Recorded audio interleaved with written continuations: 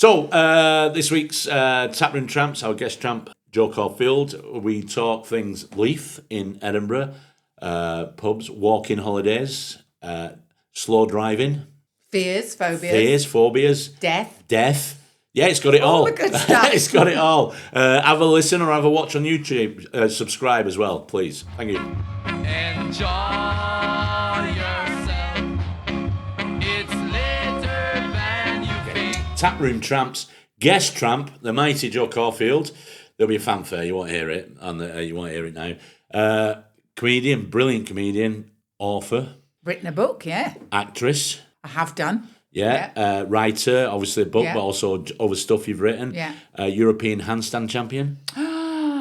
There were the days. I did like a handstand. Yes. Handstand against the wall, show your knickers. Happy days. Yeah, well, yeah, mate. So it was weird when I grew up. I don't know, because I'm 57 now. So growing up the 70s and 80s, but young girls, that was it. It was like throwing two balls against the wall. Yeah. Or handstands against the wall. And the other one, which to this day I can't work out what we actually did, was French skipping, which was with elastic. I remember French kiss. Yeah. In and out of the. Yeah, so you had a really long elastic that was tied to your friend's ankles and your ankles, and then you did something like cat's cradle with in and out. Yes. You sometimes had to cross and then turn around and then do it, and then you take over. And maybe it got higher. Maybe up your. I do remember it. Elastics. Yeah. Girls for hours would be playing with it. Yeah. And collecting things. That was it. You had a button collection. Did you? Yeah. Like Victorian ladies. Where was the fun in that? But you had like an old tobacco tin, and you all had buttons, odd buttons. Yeah. And then you would look at each other. Not a euphemism. We would look at each other's buttons, literally. Yeah, So we grew up. I used to have little boxes like that. Things I'd find when I was out playing when I was a kid. I put it in there. Don't know what was in there. I remember once being amazed that I found a shell. But this is in the middle of Oldham, right? And there's a seashell, right? And I was like, "What is this doing here?" Obviously, somebody's dropped it or something, But I then thought I remember about 8 or 9, but I thought there might have been a beach here at some point. I've discovered something here. I know, yeah, exactly. And then I had a friend on the street, lived on Sully Street. He lived near the park, and he found 2 proper bullets. We didn't know what they were. Yeah, they got taken off him pretty quickly. Wow. Yeah. Recent bullets or no, bullets? The size of them looked like they were a heavy caliber type thing. So what they were, they must have been from the Second World War sometime. Wow. Yeah. If we'd known they were real at the time, we probably a good job we didn't, because we would have thrown bricks at them. Does that set off a... I don't know, but we'd have tried it. Yeah. We used to throw bricks at a lot of things. Anyway. So them games, and you don't see kids. You don't.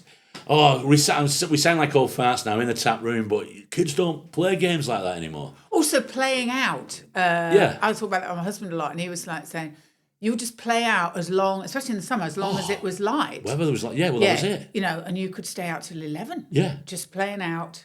I don't know what we did, all over the place. I mean, where I live, because grew up on Air Force bases, so in that way, you were safe. Yeah. Unless there was pedos in the Air Force, which I'm sure there were. But you you sort of knew whose kids people were. Well, my husband said that's why it was on his estate. Everyone knew whose kids people were. Shit joke alert. Wasn't a pedo in the RNF because of Ray Gunner. Anyway, sorry, go on. Sorry, yeah. So you grew up on Air Force bases. That must have been a massive adventure when you were a kid. Well, some of it was good because I remember when we were stationed in Hendon, North London, which is when you go, you're old, because that is no longer an Air Force base. It is a museum of the Air Force. Wow.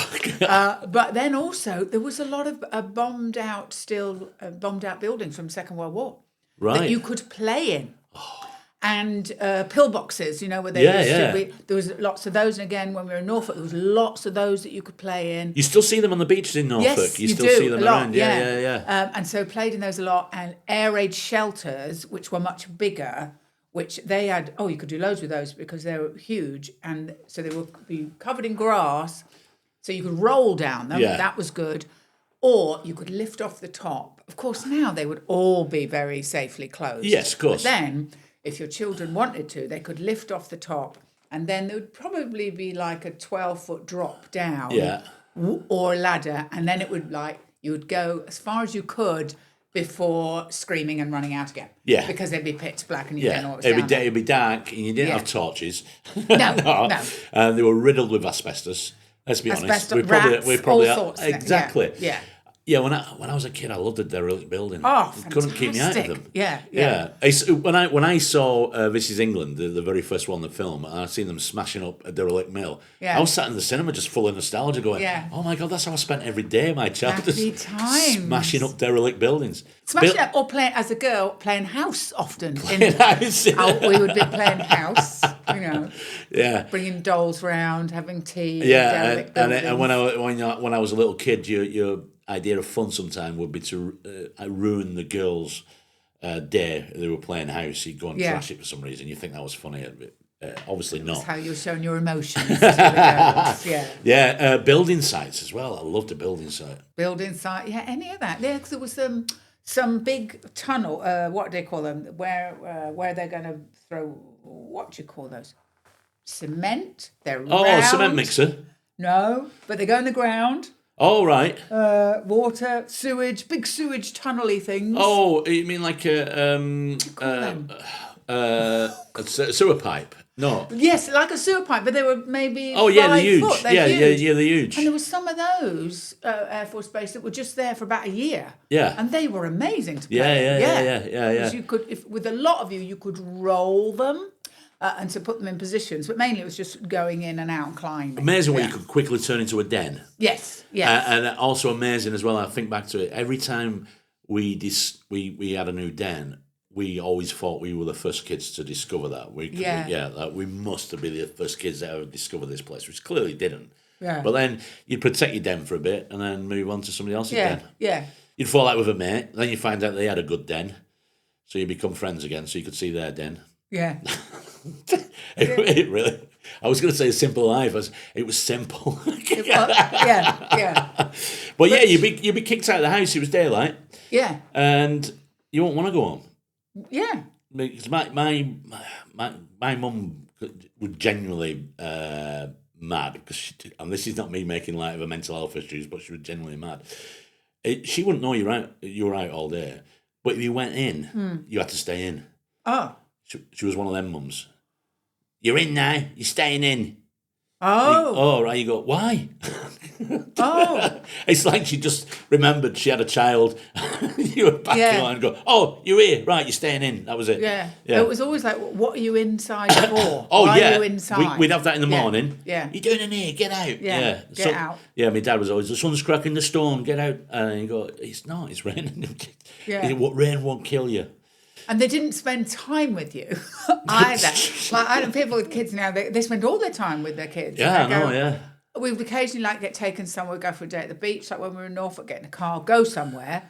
But otherwise, they didn't spend time with you at all. Oh. No, because on the beach you were left to your own devices, basically. Yeah. You were told to sod off and paddle and so on. Not go too far, that was always a thing. But yeah, you could have been up to all sorts, you wouldn't have known. My dad sometimes would kick a ball back and forth with me, and that you were spoiled. You were, yeah, weren't that you? was spoiled. Yeah. That would be it. Yeah. Oh, I remember amazing. We couldn't. I got a second-hand bike when I was about 9, 10, and that was it. Then every day, Yeah, out bike on the was bike. absolute freedom. Yeah, It was. It really was, wasn't Yeah. it? And then you got to see areas. I got to see areas at the time I wasn't supposed to go to. You know, rival areas. I didn't know the rival. You didn't know an area was a rival area until you appeared in it. And then some kid would tell you that you shouldn't be in that area. Oh, yeah. Wow. Yeah, so I grew up on Durka, and I remember then riding over to there's an estate called Shore Road Estate, and the first time I went over there I was about 10, and I got chased off because I wasn't from Shore Road Estate. And that was the first time I realised, oh, all right, yeah, we've got areas. Yeah. And I'm in a gang without realising it. Oh, I would have liked that. Yeah, but you potentially, I think... You live in a beautiful part of Scotland, which I'd say does have a bit of a gang mentality about itself. Leith does. Leith, Yeah, it does, doesn't it? Young yeah, Leith team. Oh yeah, but they're very protective, very proud of themselves. They are. Yeah, like any area that was considered rough, but only because it was a dock area, so it's transitory, it's people coming and going, and all the bars on the shore, as you know it, which now nice restaurants and bars, they all were in the 70s and up until the 80s. They were all just like strippers pubs, where working men went and there'd be strippers and all of that because the ships are in and that. And there was industry down there, foundries and all sorts. There's still a grain mill there. But it does that people have that sense of they're not Edinburgh people. No. And even Glasgow people, I found that if I say I live in Edinburgh, then they're like, oh, she would do. Yeah. But if you say you live in Leith, they always go, oh, that's like Glasgow. And I know what they mean. Yes, exactly. Because like when we moved to Edinburgh, coming from London, then we both went, oh, Leith feels more like London because it's just more of a mixed feel. You don't, I always say you're never bored at a bus stop.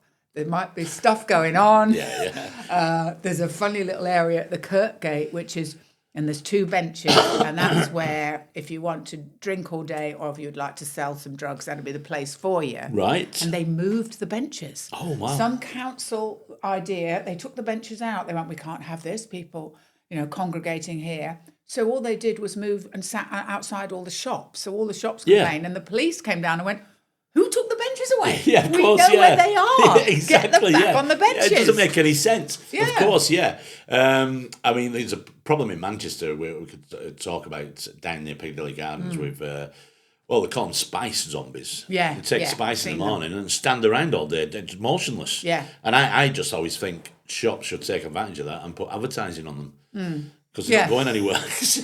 Why They're not. But Leith is probably the only place in the UK that I've sometimes likened to Salford.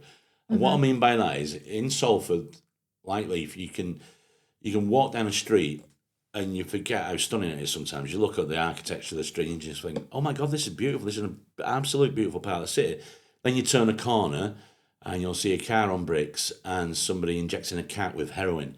And you go, right. And so Leith has exactly that. Yeah, exactly. Exactly that. And quite a lot of young people have moved in, like hipstery young people have moved in. So now we have like some hipster bars right next to proper old man pubs, which I really like as well. There's one we go to quite a lot, Wilkie's. Well, that's when you go, oh, that's how much alcohol could cost. Yeah. You can't believe a round of drinks. And also there's a snug at the back where all the furniture seems to be like child size. When you go, oh, this furniture isn't quite proper size because the pub's that small.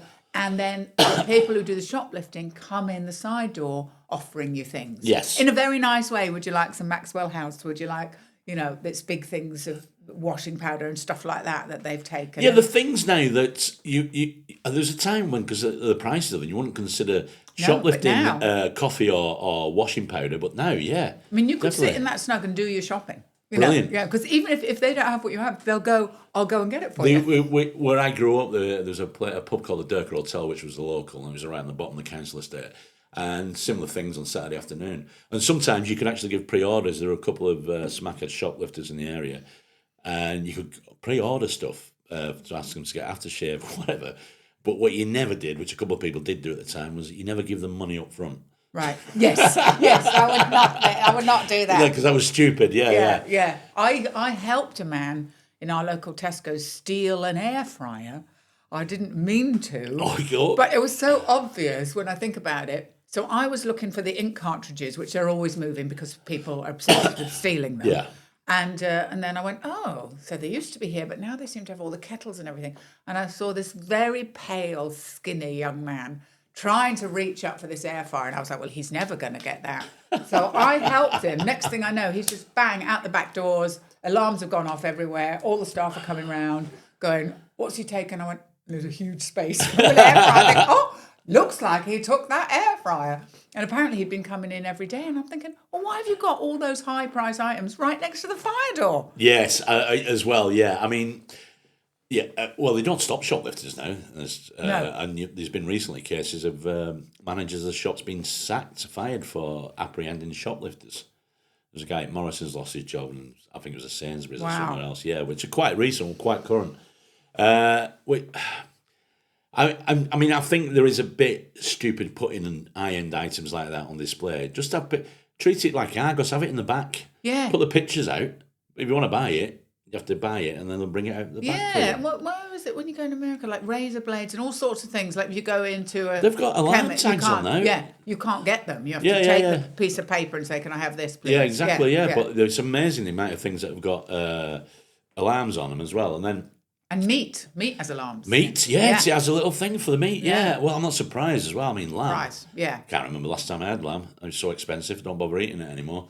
But yeah, I mean, if there's any shoplifters out, anyways, I won't mind a leg of lamb. Anyway, Leith is a really interesting area. I have lovely neighbours like on my street. Some of whom have been there for years and years and know what it used to be like, so they're interesting to talk to.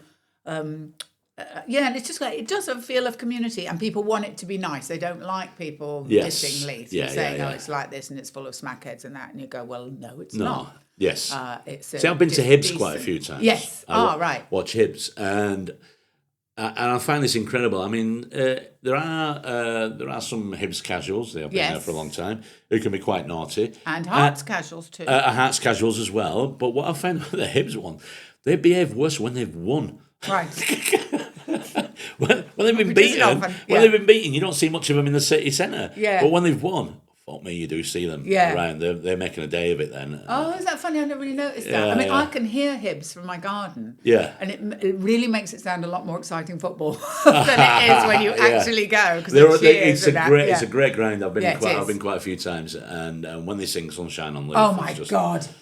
It's heartbreaking. I can't cry. And see, they don't always sing it. Yes. And so sometimes I'll be looking at the score to go, oh, they're going to sing because they're winning. So they will sing. And then, somebody scores and go, they're not going to sing now. Yeah. But, oh my God, you can't not cry, can you? No, it's beautiful. But I've heard it's sung in the pub sometimes around Leith for kicking out time. Sometimes it would just be a big sing-along. Somebody will start it and then... There's quite a lot of singing goes on in pubs. I haven't heard them do Sunshine on Leith. It's a great bar, which you might do right down the end of Leith Walk, the Central Bar. Right. It's a beautiful Victorian bar, horseshoe, all tiling and everything. And it's just a really working class bar. There used to be a boxer. He's died now, and they've got a statue of him at the shopping centre. Oh, I can't remember his name, but he used to stand at the bar. It was that way where...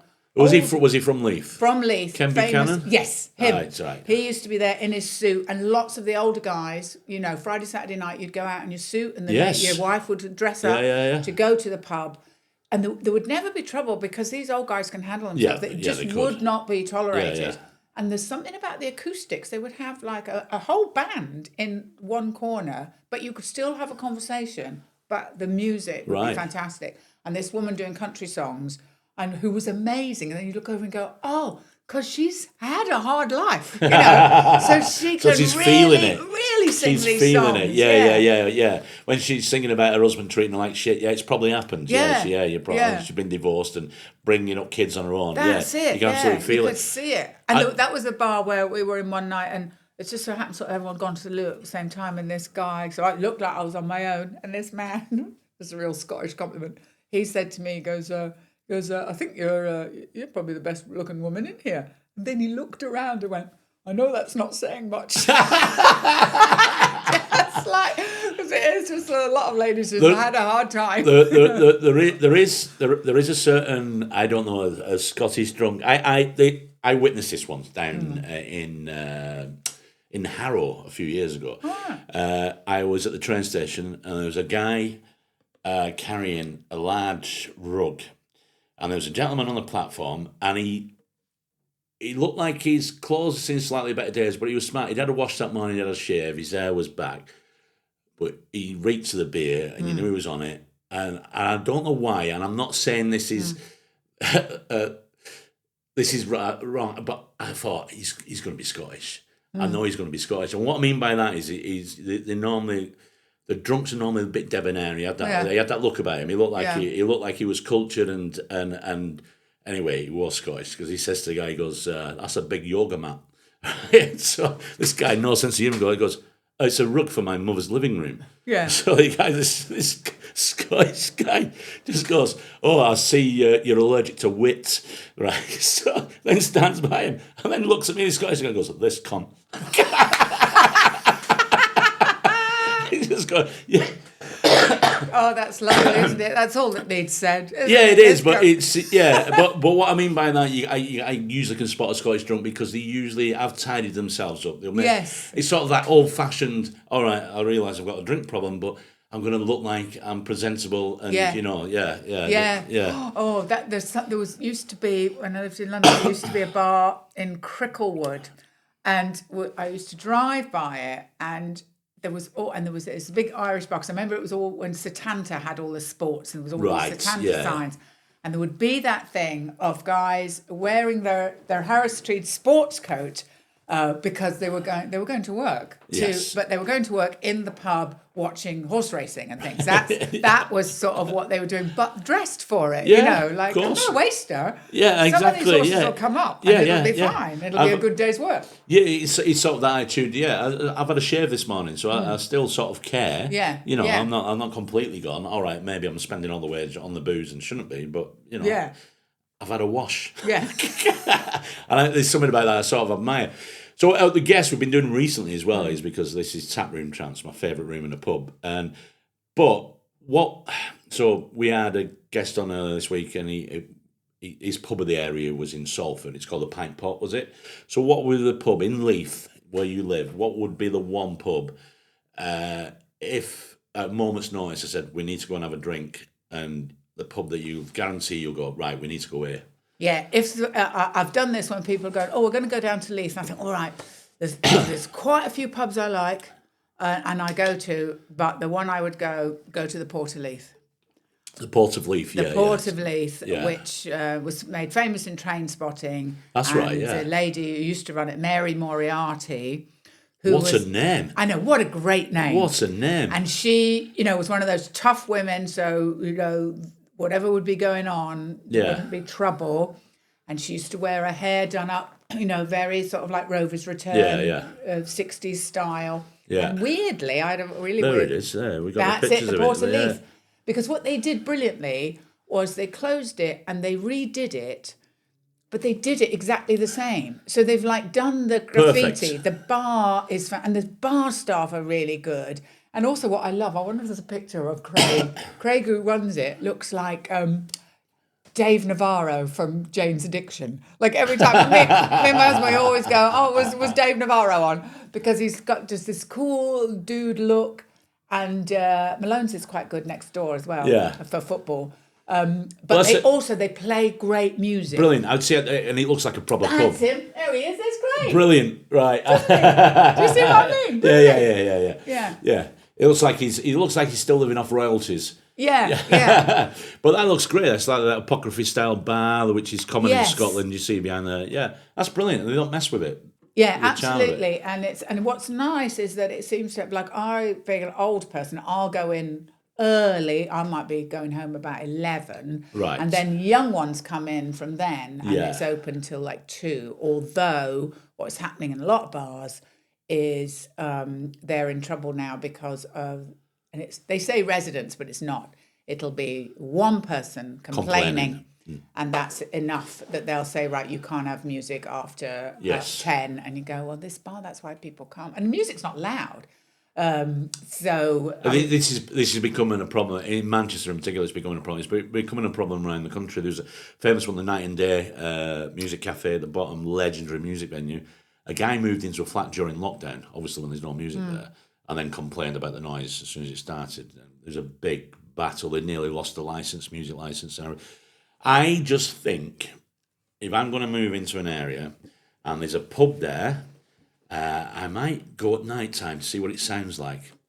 Just call me an idiot. Yeah. Yeah, exactly. Go about 11 p.m. and if it's noisy as hell, maybe think, I probably won't get that flat then. I know, that's it. It's not a surprise. That pub's been there for years and years and years.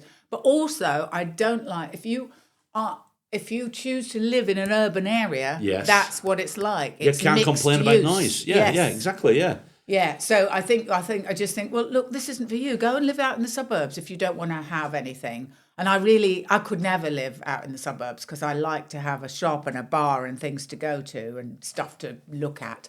But I think it's people coming in who don't really want to live in a city. I had a neighbour when I was a kid. He worked weird shifts. He'd be back home from work around about 4 a.m. in the morning, but then wouldn't go to bed after work until around about 10 a.m. because he said he couldn't go to bed because he'd be woken up by the milkman and be woken up by the postman. So he said it was pointless. Yeah. But do you think there's a meanness to some people like that? When I don't know.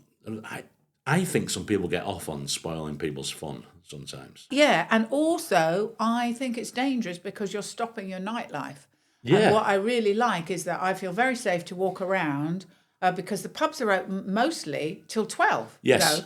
But if you go that pub like the Port of Leaf, that's now going to change into another coffee shop that will close at 7 latest. Yes. Then you've got another dead dead street. area, yeah, exactly, yeah. Nighttime economy is already suffering as it is. Yeah. And just have one arsehole complaining about the And noise I think as well. that's what's really nice about that area, that there is stuff open, and even there's some sort of weird, I don't know what, I don't understand gaming, but there's a shop where it's all gamers and they play gaming things in the shop. Whatever it is they do, dungeons. Some of it is with boards. Yeah. Yeah, it's become, And they'll be open till like 10:30 at night as well. Yes. So there's people around. There's quite a few of them in city centres. I mean, I don't understand it, but that's how Gen Z communities sort of meet each other. I don't know. Yeah, they all look very socially awkward when they're happy. Yeah. They do. I mean, yeah, I've never played Dungeons and Dragons, but if somebody said, we're going to have a few pints and play, I'd probably think, all right, yeah, fair enough. But if somebody said, no, we're going to sit in a coffee shop and have a glass of Diet Coke and play that, I'd think, what? Yeah, no, okay. They don't drink. Yeah. No, I know, yeah, which is becoming a problem. Although a couple of places where I drink... Problem for us, not for them. Yes, a problem. Well, yeah, it is. I mean, there are a few young'uns where I drink who do drink, which I think... I shouldn't be encouraging drinking, obviously, but drink responsibly, all that bollocks. But I think, keep it. You've got to keep it up because if you don't, this pub will die. I know. And they're already dying at rates of. And there's such a. I love pubs. There's such a all human life is here sometimes in a pub. Exactly. Particularly in sort of mixed areas where you go. There's there's people. There's some houses in Leith, worth 800 grand, and then there's lots of social housing and just private rentals, and they can all be in that pub together. That's it. That's exactly what it is. Yeah, I've always said this as well, and I think without people realising, they're actually massively important for people's mental health as well. Yeah.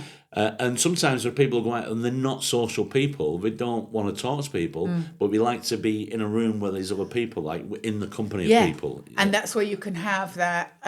And like when we first moved to Edinburgh, my husband's a great one because I'd be away a lot. So he'd be a great one for going to a pub and he goes, I'll just stand and then he says, blokes will just talk about what, if they find it's music or if it's football, whatever the thing is. Yeah. And then, sometimes the weirdest people will say hello to him. And he goes, oh, that bloke, that's Lord so-and-so. I love a story of a mad lord, And this guy looks half dead. And he goes, he used to come in the pub every night. But he's, he's a pisshead and he's spent all his fortune. But he is, he went to Eton and Harrow.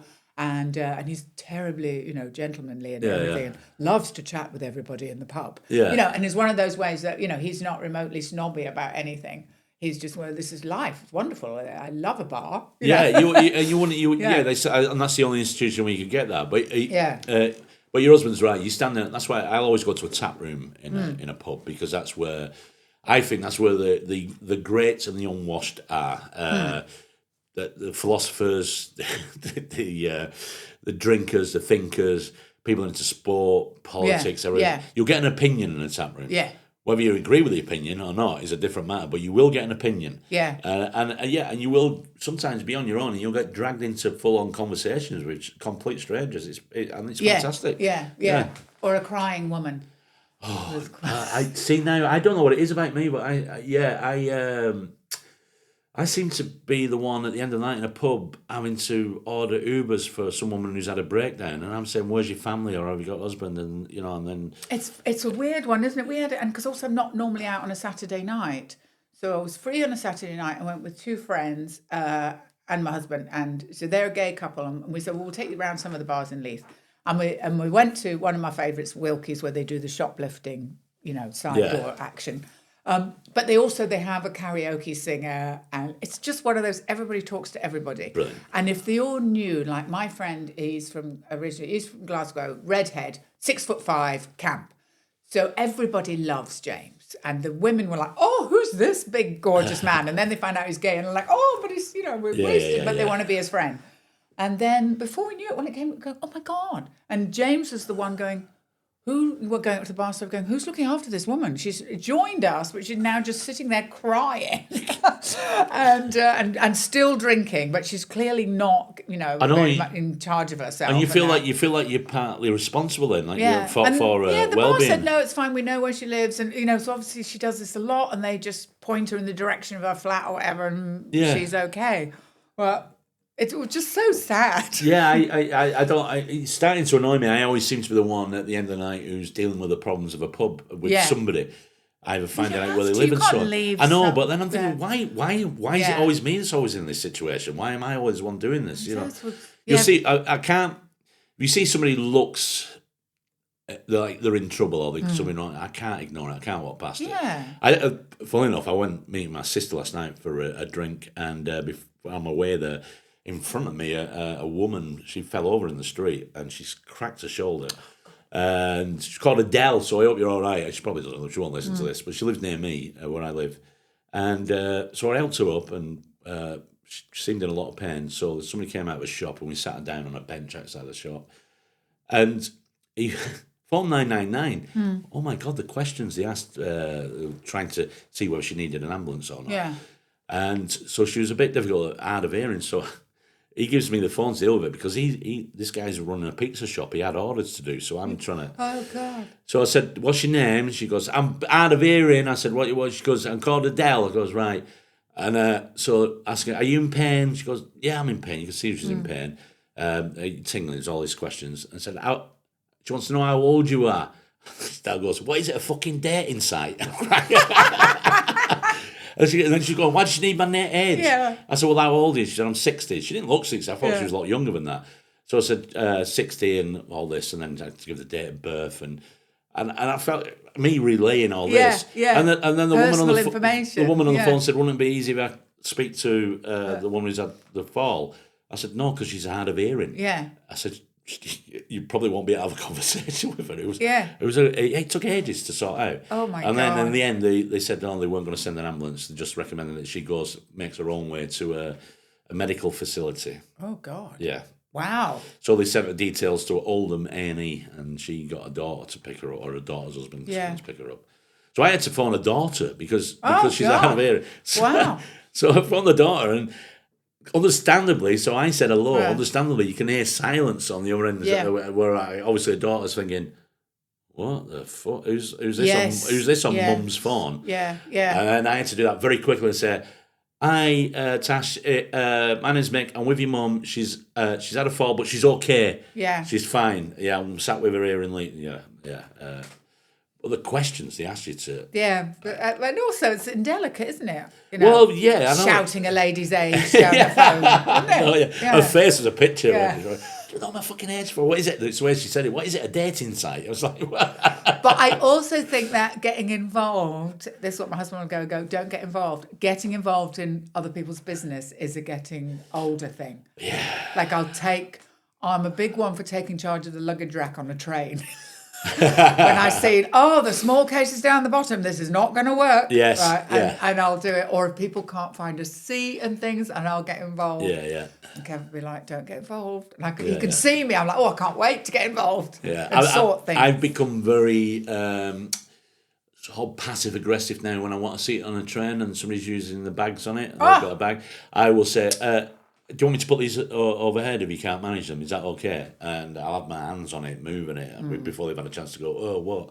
They go, yeah. Lovely. Yes, that's how I do it Yeah. as well. I've also started tutting at young people who don't give the seats up for older people I've seen on public transport. I will get up and give my seat. I always have done, but it does wind me up, that. And it also winds me up when I see people, God, you only see this seat's reserved for elderly or disabled people. Yeah. And there's people in it there's nothing wrong with them. They're young. Yeah. I think I don't say it, but I'd love to say, get I'll out, let get them out of that sit fucking there, seat. but especially on the bus. Yeah. But if somebody, like if I see a wheelchair or a buggy coming, I'm on those people. I'm like, right, you better start moving, Yes, or exactly, I'll get involved. Yeah. But they better get up pretty quick. I like that. There's something that happened recently.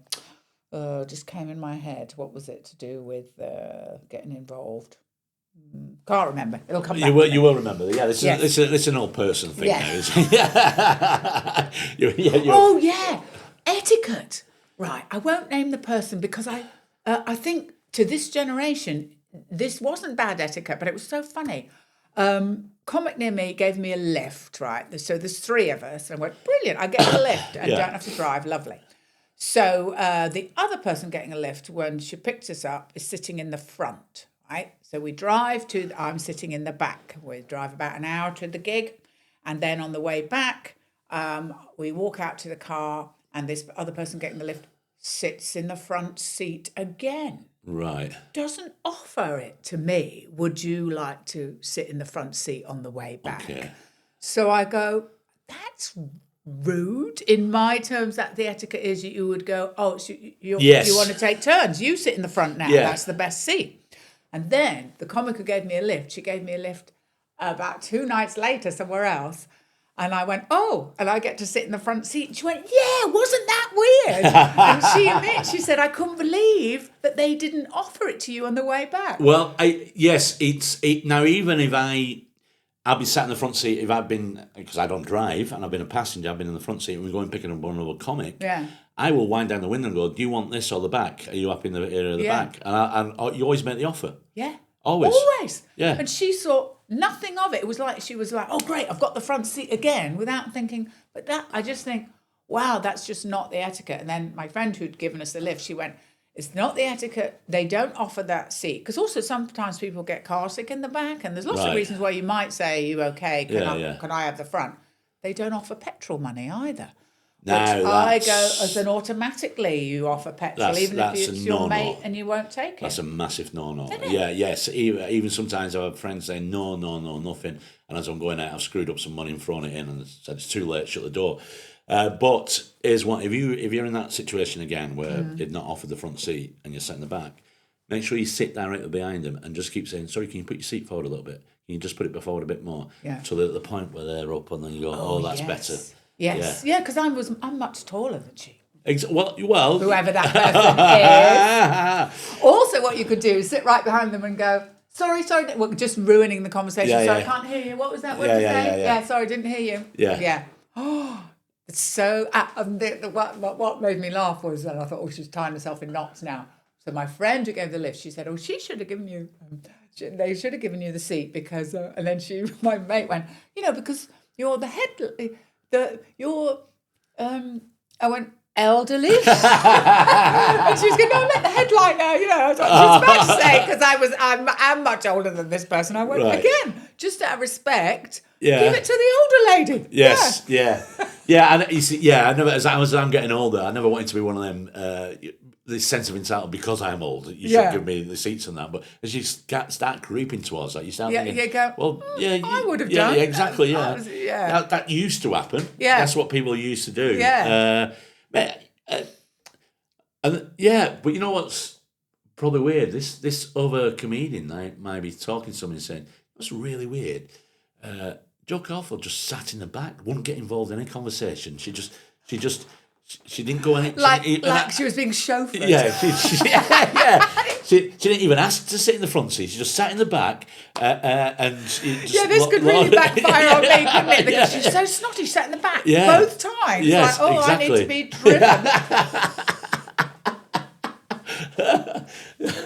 and I was going to offer the front seat, because she's elderly.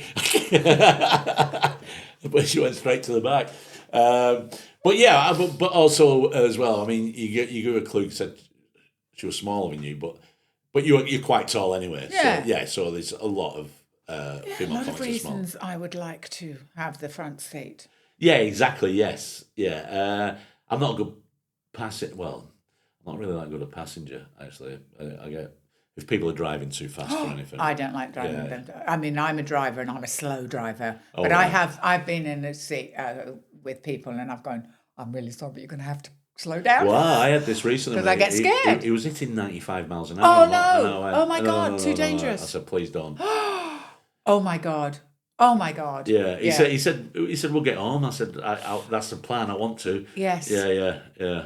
Oh no, those Yeah. days are over. I don't want to be in a car doing that. I mean, if they go over 70, I'm not happy. I mean, Really? really, yeah, I'm a nightmare. Yeah. Yeah. Oh, It's the one- and I it's- look, I can't help it. Oh dear. It's the ones you get in cars. I've got in so many cars, and they'll go over the speed limit, and the car beeps away, and I think, Yeah. just do the speed limit because that's fucking annoying me. Yeah. Beep, beep, beep, beep. Yeah. Just go to the normal speed limit. Do you drive, Hayden? Yeah, I've started driving last year. Oh, did you? Have you Yeah. passed your test? and Yeah, driving? I can drive now. What did you pass first time? It's second time, but with no minors.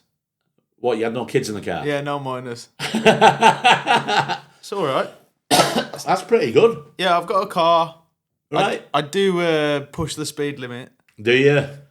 Do you like motorway driving? I don't mind it.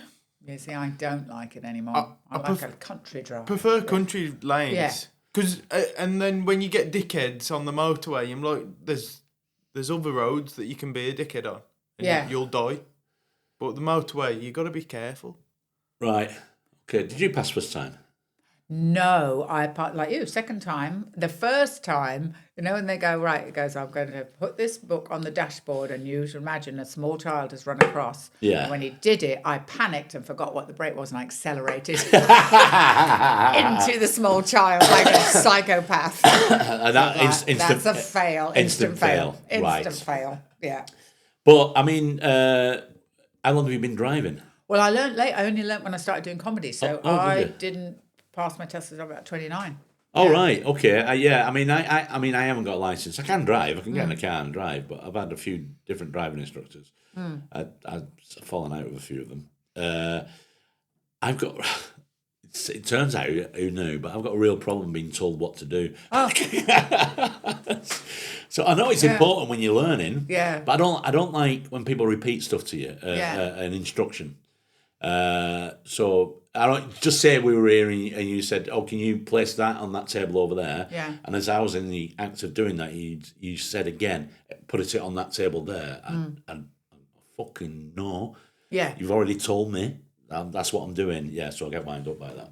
And they will do that, driving instructors. Or my mother-in-law sitting in the back will go, and you're going to go left here. So if you'd indicate now, Yes. you're going to tell me that I need to indicate? I mean, I sometimes do it when I get near home and somebody's got a sat nav on, and you go, "No, there's a quicker way nearer where I live. It'll save you time doing that." That's fine. But I've been in cars with people, other passengers, and you setting off on a trip, and you always get some cocksure fucker who go, "Ignore the sat nav." Yeah. I know how to get to Bristol. Yeah. But part of the sat nav now is to tell you how. There might be delays or there might be traffic problems and so on. Yeah. It could be changing route for lots of different reasons. Some people can't live without them. Sat nav. Rob Riley, who you gig for, he uses Waze. Yes, that's what people say to yes, me. but he's a fucking nuisance with it.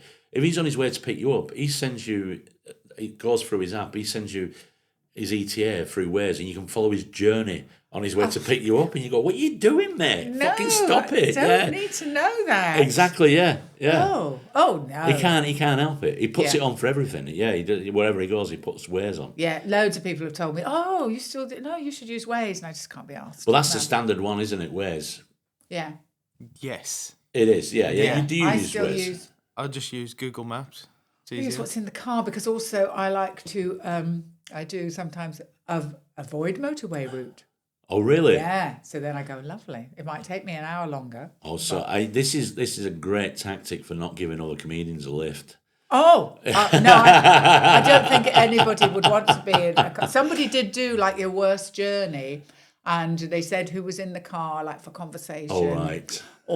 And one of the people they said, or if you start the journey and you've just told Adam Bloom why one of his jokes is wrong, and Joe Caulfield driving. Oh shit! 'Cause I'm Right. So it's so slow. a slow driver. Yeah, Yeah. there was Andrew Maxwell. I drove him somewhere, and he was just like beside himself. Right, With yeah. how slow I was. Wow. Yeah. Jesus. Right. Okay. Yeah. Well, Doogie Dunlop came up with a good comics joke. He said, "What drives and doesn't shut the fuck up? An open spot that's had a good gig." Oh, yeah. I've been in them cars. Yeah, I don't. yeah. I don't know who the worst. I've never really thought about who. Yeah. I don't know. See, I've got to be careful. I don't want to get involved in this game because I don't drive and I rely on lifts. You're relying on lifts. So I don't want to be saying such about it. And I wouldn't often give lift. Well, No. I would never give lifts. Well, no, now, because nobody's getting home in time, are they? For No, anything? I mean, they're really not. Yeah. I will say I can't. Or there's bits where I go, I'll panic, and it's not nice to be in the car where I'm going, fucking hell, going over a bridge.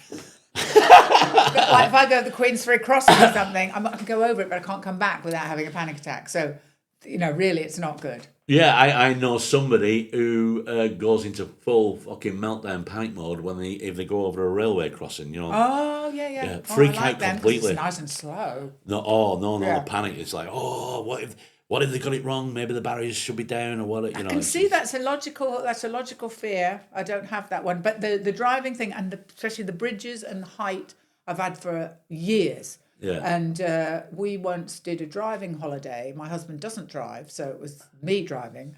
And we went from Seattle to San Francisco. And then it was only when we were doing it, I went, that's all estuaries. It's all bridges down the coast. The whole way I was going, oh God, I've got to go. How long is it? Oh my God. And I kind of look just in front of the car. And so what is it? All the views. And I'm like, I can't. Is it a height thing? It's sort of the height. And it just feels like it's shifting under me. But I went across on the train the other day, fourth rail bridge doesn't bother me at all. Right. And I can walk over it. Right. I walked over San Francisco, went on my bicycle. Yeah. That doesn't bother me. But the car, I feel, it's like a vertigo claustrophobia thing. Right. I feel like I'm going to lose control and just drive myself off. Yeah. All right. Okay. Yeah. So like a bit of an OCD thing. With the vertigo, you want to throw yourself off. But I also realise that the motorway, because there's not, you can't automatically just stop. I feel claustrophobic. Yeah. And I want to get off at the next exit to just get out of there. Yeah. I see. I'm not good with heights. If I'm walking near a cliff, I have to be further away from it because I start thinking if I walk near the edge, I'll want to step off it. Yes. For some reason, my brain will say step off it. That's what mine does as well. Yeah. Okay, right. Yeah, and that's the same. And I'm the same on a cliff. Like I would only go so far. Yes. Before, like I spent a lot of money to take my husband on his 50th birthday in a helicopter in the Grand Canyon. Oh, wow. And I couldn't see a thing. I didn't realise, because I've been on a tiny plane. Planes don't bother me at all, so I thought I'd be fine. As soon as the helicopter started to move up, oh my God, I was like, and this is when I was like, it's not, because I was like, it must be just a psychological. I thought I had no idea I'd be afraid. And it was deep in my stomach. Like a fear just came right up through me, and I couldn't look at anything. And everyone else is chatting. And I'm just like, Jesus Christ. I couldn't do a helicopter. I'm a bad flyer as well. The worst one I had on a fly, I was doing some gigs in Guernsey, but I had to fly out on the Saturday afternoon to City Airport in London to do a corporate gig and then flying back that evening. But flying back was a small 16-seater plane, actually a Fokker, that's what it was. That was a brand. So there was 5 of us on the plane. So we just sit where we think we should sit, in 16 seats. The pilot comes out and he says to 4 of them, he says, can you just sit? He tells them where to sit that side, and he says to me, you can sit up at the back left. And I clocked then, I realised, I'm the fucking ballast, am I? I'm the fucking... He's obviously even out the weight. Yeah, so that's what they do in helicopters, So he put 4 there and then put me on my own at the fucking back. I just went, unbelievable. Yeah. And I joked about it. I said, is it because I'm fat? And he just smiled. And I thought, yeah, it is. Yeah. That's when you know you're big. When they going, you sit there, but you 4 sit there. So it's even out the way. And it was an awful flight as well. It was... Yeah, it doesn't. I might get a bit sick, but I don't get scared on a plane. Oh, I do. But the helicopter, I think also they did the same thing by weight. He told you where to sit, and I was put next to the pilot, and it's a glass floor. So it's all glass everywhere. You can't get away. Yeah. And then the pilot, and I was like, and he said, are you going to be sick? And I went, no. And that was all he cared about. As long as I wasn't going to be sick. But I thought, if I could open that I might open that door and get out. Yeah. Yeah, see, I'd be tempted to grab his controls. I don't know why. Yes. But there'd be something I'd go, Yeah, it was so weird. And to have everyone else so relaxed. Yeah. See, and I didn't see any of that. And he kept saying about how, it's 2 miles deep. And oh God. It does look stunning, but I wouldn't be able to do that. Is there a bridge across it? Well, the other way you could do it is this thing they call the Skywalk, which I couldn't do either, which is a glass thing that juts out. Oh, don't. Oh, no. My sister-in-law, they did that, the Skywalk, there. And I thought I could never do that. Oh, no, yeah. no. So you're jutting out and you're looking below. I think it's like dogs. Dogs don't like that. Glass steps and stuff. No, yeah. So I have the same thing that dogs have. I clearly am. I'm part dog then. Yeah. I mean, look at that. Could not do that. They've got. Haven't they got something similar in China on a big mountain, a big like glass staircase or something, or a show? I mean, no. No. I've seen too many films where things go wrong. And there's a thing in Seattle where people throw themselves off something on a rope. And we were in the cafe when you would see people doing it. And I was just looking at their faces to see are they scared. And they weren't really that scared. It's like, oh my God. Oh, no. I couldn't be doing that. That would, I don't need that kind of thrill in my life. No. I'd be terrified. That'd be pointless to me. I'd just stay back, mate. I'd say, you go on. Yeah, you can... Well, I mean, what's holding it up? You've done it now. Look, you've seen it. Yeah, I've seen it. Yeah, I've seen it. Yeah, it looks great. Yeah. Well done. Yeah, that's not for me. Could not do it. Try and get the one up. There's one in China, some glass. And they also have the longest bridges, don't they? Incredible long bridges. Chinese glass bridge. I think that's the one. That's the. Wow! No. My God, that is beautiful. It is beautiful to look at, but terrifying. Could I walk on that? Not with those sides. I would need them. Can you put some proper fencing up? Because I don't want to see out the side like that. I couldn't be doing that. No. So there's things like that I can't do. I mean, just. You see, there's somebody on their hands and knees. That's exactly how I would. Yeah, that's how I'd be doing it. Yeah, there's no way. Yeah. Oh God, I mean, you look like you're pretty enclosed in, but there's no. Oh, no. Imagine if that moved a little bit in the wind. When look at all them people on it. Oh, I couldn't do I couldn't do that with all them people on it. Look at them two on the outside of it. Oh my God. What the fuck, man? And so the bottom is glass, so you're seeing right below as you walk. Is he dealing with a crack? Is he doing a smash? We don't want to see that. It does. It looks like there's a bit smashed. Yeah. He's fixing it. Well, now when they say Chinese bridge cracking. Oh no! Wow. See, now that's all the things that people say. They go, it's not going to break. It is going to break. Yeah, we might have saved somebody's life here. Somebody's thinking of going doing the glass bridge. No. See, I can't do this. My OCD, my intrusive thoughts take over. We went a group of friends. We had a big joint 50th, and we went to Prague. So we went to a shooting range, shooting guns. We were given these magnums to fire. My first thought was put it in my mouth. And I knew I was doing it. There's no way I was going to do it, but I just kept thinking. And then for some reason, I'm thinking, what a funny way to end the trip. Yes. No, what the fuck, man? Yeah. But that's too strong an impulse. Yes, you go, it is. I might do that. I can't. I just best leave it. Yeah. Yeah, that's probably why I'm glad we don't have guns here, because if I had one around the house, I might. You might do something. Yeah. That's interesting. There's a Scottish comedian, Amanda Dwyer, and she did a show about that because she has intrusive thoughts. She said that got so bad that she had to take all the knives out of her flat because she thought she would get them. She's got a 9-year-old kid and she had to go to therapy. She goes, I think I'll stab him in the night. Yes. And the thought of doing it would keep her away. It's mental. You can be talking to somebody you know and love in a bar. Yeah. And every now and again I'll get a flash from it going, I could headbutt them right now. and it's silly. It becomes annoying. It becomes frightening actually. Yes, because you think you could think do I might that. do it. Yeah, I'm quite bad. Get it over with. I'll just do it now. Yeah. Don't be doing that. I do. Yeah, terrible for that sort of stuff. Phobia. I've got a phobia. You got any other phobias? I mean, these are strong. The heights, the fast lane on a motorway, never been in it. Never? Never been in it. You must have been once. No, never. Even accidentally? No. Well, unless if the lane's closed, so you have to. Oh, but you love that. 40 miles an hour. Oh, one lane. That is so funny. My husband says that all the time. He goes, oh, you're loveless, roadworks. And I go, good, we can all calm down and go at 40. Lovely. I'm loving this. Yeah. I don't know if I have any other Would I be frightened at any kind of... but I think it's a normal fear. A little bit scared of dogs, so be careful of a bad dog. Yeah. But that's because I've been bitten by a dog, and some dogs are bad. Some dogs are bad, you're right. Yeah. So we got chased, or did a walk-in holiday, and you get packs of... they're shepherd dogs, but they're big. They're cream. This is in... they had it in Spain and in Italy. And they're I've seen them, they're massive dogs. Yes, they're and huge. they're beautiful. They're cream. They're called something beginning with M.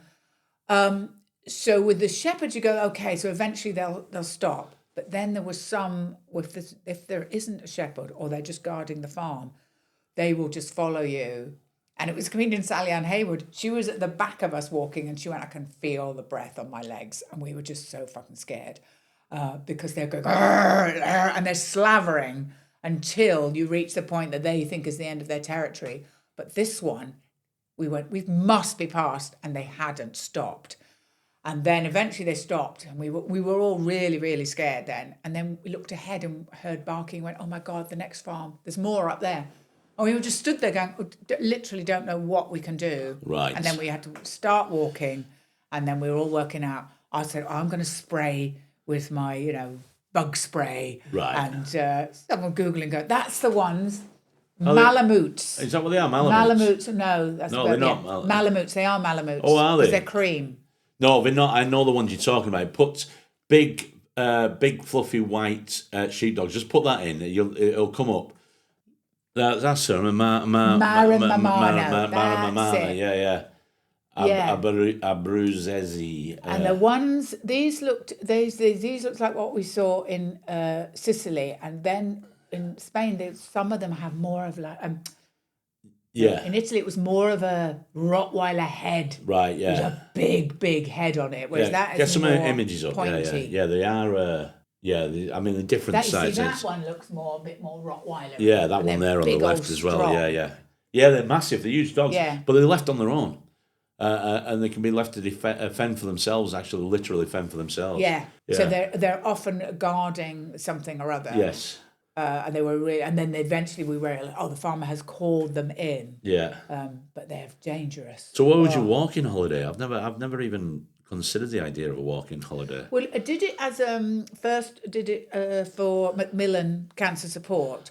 This woman who was very charming said, "Oh, you should do it, Joe. You could raise lots of money." And then, what a cow! Because I did it then, and it was so it was the West Highland Way, which is 97 miles, and you do it in 4 days. Right. So that's like 20, how many miles? 97. So you're doing like 25 miles a day. That's really a lot. Yeah, it is. And I did it with 4 friends who didn't know each other. I was the only connection. It's like 8-9 hours walking a day. Yeah, it was. And also you sort of get punished. You're in a big group and you get punished for being the slow walking group. So my big friend James, he did it, but he was in the fast walking group. So they get to lie in a bit, but the slow walkers, you've got to get up extra early. What? And you start earlier. So you're starting like at 7 a.m. and not finishing till like 8 or something. And it's all at West Highland Way. It's so beautiful, but it's all up and down, up and down. Oh God! It's scree as well under your feet. Yeah. So that was what I hadn't realised, how painful that can be. Yeah. So it was hideous. But the one thing that we did, we raised 18 grand, Right, which was yes, brilliant. great, yeah. And me and Sally Ann Haywood, the comic, and my friend Jill, we both went, we did really like being outside all day, though. Right. Well, let's look at doing it as a holiday somewhere warm. Yes. So we did a Camino, those routes that are the St. James Way in Portugal and Spain. Right. And there's loads of them. And if you do 100 kilometres, then you get this pilgrim thing, a certificate. Oh, is that what they are, pilgrim routes? Yeah, they're ancient pilgrim routes, which means you might be in the middle of nowhere, but sooner or later, a farmhouse is going to go, yeah, we've got toilets and a cafe. Oh, wow. Because we've been doing this for 1,000 years. Were you camping? Well, no, we do it the easy way, where a car takes your stuff to the next hotel. So you just can't go with a day pack, you just walk like about 20 miles most is the most we would do. Still a stretch. Maybe, you might have one day where you might just do 10, and it's absolutely, now we've done lots. Oh, right, okay. Yeah, and they're great because all you think about is food, weeing. We've got great at doing wild weeing, which feels very freeing and lovely. Yeah.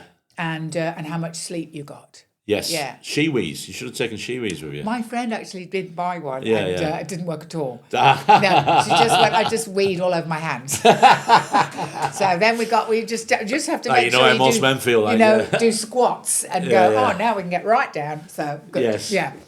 Yeah. It's really good for your mind because you're not thinking about anything. Maybe You're that's never next bored. time with them dogs. Maybe before you get to the property they're on, leave your scent all over the place. We all over our hands. Yeah. So they sniff it and they go, oh, no, this is a group of angry women. No, they sniff. No, leave this, lads. Yeah, let's get on with them. Yes, I suppose, obviously, because you like the sedate lifestyle, you drive at 2 miles an hour, so the walking all day is ideal. Yeah. You would love the Norfolk Broads. I do love the Norfolk Broads because Yeah. I know them well because I lived there as a kid. All right, well, Yeah. that's where I've had most of my holidays have been on Norfolk Broads. Do you know Coltishall? Coltishall, yes, I know Yes. Coltishall. Well, yeah. there was an RAF station, RAF Coltishall. Yeah, there's loads in Norfolk and Suffolk. So yes. we were there, and the station is maybe 2 miles from the actual village, and Coltishall village is right on the Broads. Yes. So my dad used to get like a little rowing boat. Yeah. So we would pootle around very unsafely. Yeah. Yeah. But they're love cracking. it. So you get yourself. They're effectively a floating caravan. Yeah. You take it out at the start of the week, spend your week. You're only going 4 miles an hour, so you'd love it. 4 miles an hour. There's not enough movement for me on that sort of holiday. There is. You can do how? quite a few hours boating during the day, and then loads to see and do. So you'll moor up somewhere outside a pub. You'll go off and explore somewhere, and then you're going to have your meal, a few drinks in the pub, back on the boat, bottle of wine. See, it's like a canal thing. I've thought about it, and I thought, no, I'll feel too antsy. I want to be off that boat. Right. And walking. I don't want to see these things. I'd want to get off and walk alongside. Yeah, well, you could do that because I had a friend who's during lockdown he built himself a canal boat, and then last year it took ages to fix. There was a lot of dilemmas. So last year he picked it up in Liverpool and he was moored the other side of Castleford Locks, and he said to me, "Do you fancy a day out helping me get through the locks in Manchester? I'd like that bit. Get on the boat, help me through the locks in Manchester." Now, to get to the other side, because he wanted to get up into the Ashton Canal. So it's ridiculous. There's something like 14 locks or something we had to get through. Wow. I didn't step foot once on the boat. I just walked from lock to fucking lock. Doing the lock duty. I was fucking knackered. At the end of it, with the steps afterwards, I'd done 9.5 miles just walking from lock to lock. Wow. Through the city centre while he was on the fucking boat. Yeah. I would like the busyness of that. That would appeal to me very much after holiday. Yeah. It's fucking annoying. Yeah, it was, yeah. I don't want to go home. People going, "How was your day out on the boat?" I don't know. No idea. Boat, It's a beautiful boat he's got as well. Yeah, They do look lovely. Yeah. It's named after his favourite beer, the Old Peculiar. Ah, yeah. Which is a good. Yeah, we'll call that. We'll have that as a beer of the week. Old Peculiar. It's Theakston's, yes, it I've is. been to Theakston. It's now the actual Theakston, and it's weird. It's like seeing a celebrity. You go, oh, that's actually where they're making Theakston's. Oh yeah, Old Peculiar. So we've got the pub of the week is Port of Leith. Beer of the week, Old Peculiar. And also we came up on a recording the other day. We think this is a great new way of saying that everything's okay, because there's a place down south called Barton in the Beans. So we think in the beans means if somebody said, I'm going to start using it now. So I said, hey, everything's great. Yeah, how are you doing? You got in the beans. In the beans. Yeah. Yeah. Going to start getting on t-shirts. Is there anything you want to plug? Nothing. Nothing? No, I'm doing tour dates in August, but only in Scotland. Oh, right, Yeah. only in Scotland. And who's driving you? Is it the well, same group? This'll be me driving, and some of the routes I've gone, right, that'll be a day because I can't go on the M8 through Glasgow. Do you have a support act? No, just Oh, me. right, it's just you, yeah. And the non-driving husband. He goes, well, I'll come, that'll help. It doesn't help. Right, You don't drive. That doesn't help at all. Oh, and if you want to read a book about death, then read The Funny Thing About Death, which is the book I've written. It is funny, but it is about death. Right, yeah. I'm doing a gig that's centred around the death in Birmingham next week. Oh, yeah, it's for a festival. So so they want you comedians who talk about death on stage. So it's really interesting because I had that when doing the book tour, because of course you get to an age where most people in the audience have lost people. Yes. So we all do want to talk about it. And Yeah. it's really interesting. Yes, and it's it not is, yeah. morbid. And people because they like talking about the person who's But dead. you'd be amazed how some people you can hear their asses clenching as soon as you mention it. Because I mean, I've got routines about my parents dying. I mean, my sister dying as well. I lost my sister 2 years ago. And how long ago did you lose your sister? 10 years this 10 year. years, yeah. So mention it on stage, but I'll do a bit about being an orphan because you know, even though I'm 57, I'm still an orphan. I've got no parents. So I'll play this game of orphan top trumps with somebody in the crowd. Yeah. You know, you pick somebody usually a similar age. It's a bit of a fun game, but you can hear sometimes you'll hear people tutting on going, "Oh, this is not appropriate." You go, "Fuck off!" It's something that affects us all. Yeah. And the best way to deal with it is, I think personally, is to have a good laugh about it. Yeah. And also, you didn't realise, I mean, I've lost my both parents as well now, and I didn't realise, because people don't talk about it. Like, when my parents lost their parents, they just like, oh, that's part of life. But you go, oh, I didn't realise, I do feel like an orphan. Yes. You know, you're still not ready for your parents to die. No, no you're matter not. how old you Yeah. are, you go, oh, now I don't have my Yeah, parents. I ask a series of questions, and I ask how far apart the parents died, because for me it was only 4 months. And but I had a guy one night, and it was absolutely fantastic. He was taking ages, and so I said, "So how far apart did your parents die?" And I thought he was adding up like that, Yeah. and then he said, "I'd say about 4 miles." It was brilliant. So I kept that in. I kept that in. And you go, that's so fantastic. Funny. Yeah. That's I was so like, good. I was like, I didn't mean that, you daft bastard. Yeah. But people who lose them when they're young is really hard. Yeah. Well, sometimes I'll say, "Does anyone want to play off and top trumps?" And it will be somebody young in the crowd. And I think, "Oh shit, I'm going to lose this one," but I've not lost yet. Yeah. Oh, that's because good. I will cheat. I have a couple of cheat questions up my sleeve just in case it looks like I'm losing. Yeah. So I won't give them away. But yeah. So if I'm 23 and I say my mum's died, what would you do? I'd go, wow, that's young, but then I'd say my mum died Christmas Day, so it's 1-1. Ah, good. Yes. Yeah. Yeah, I'll top the drum. And then more recently, if it's not going my way, I will warn them. I'll say, "Look, I've got a recent dead sister I can pull out as a joker card." Yes. Yeah. People. Sometimes it's like an ace on top. Yeah, sometimes people after gigs have come up and said, "Oh, thank you for that." Just talking about that, having a laugh about that. Yeah. Yeah, I bet they do. Yeah. And your book, you can still buy it Amazon. Yes, or through my website. Or what would you prefer, through your website? Through my website, which is simply, it's a great website. Yours, I had a look at yours. Oh, lovely! Thank you. Yeah, it's nice and colourful and dead simple to operate. Yeah. There's a nice man who did it, and I can't remember his name. Right. Yeah. Yeah. Joe Caulfield. And it probably takes about 5 hours to load because it goes by the way she drives. So. And I'll deliver it, but I do my own deliveries very slowly in my car. God. Imagine you working for Amazon. It's 2 stops away. You go, this will be fucking hours. Well, this milk's off. Yeah. Brilliant. Thank you so much. Thank you. Thanks for coming on. Enjoy your